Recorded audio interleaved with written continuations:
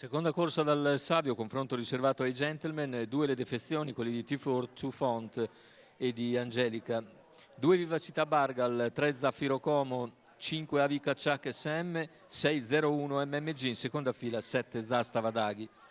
Favori in chiusura per 01 e Zaffiro, che si giocheranno sicuramente. Vediamo subito Zaffiro Como che va a condurre mentre sbaglia.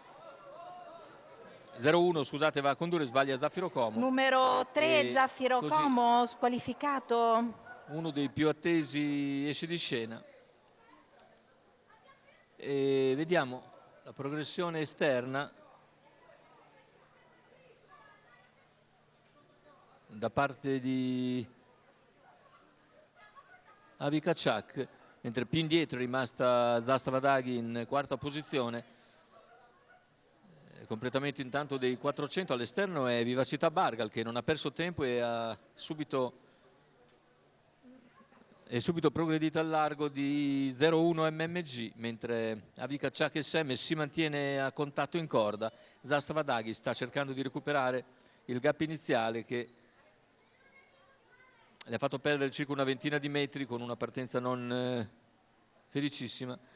Intanto i 600 se ne sono già andati con in vantaggio sempre 01 MMG, che ha potuto graduare fin qui. Vivacità Bargal si è adeguata al largo di Avica Ciak SM, mentre si ricongiunge Zasta Vadaghi e il quartetto procede abbastanza raccolto dopo un chilometro che il leader percorre nell'ordine del 1:18 appena abbondante.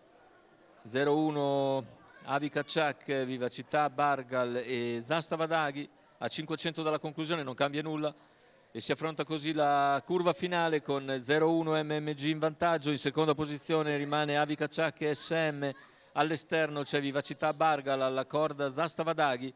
Metà dell'ultima curva superata con 0-1 MMG che cerca di accelerare.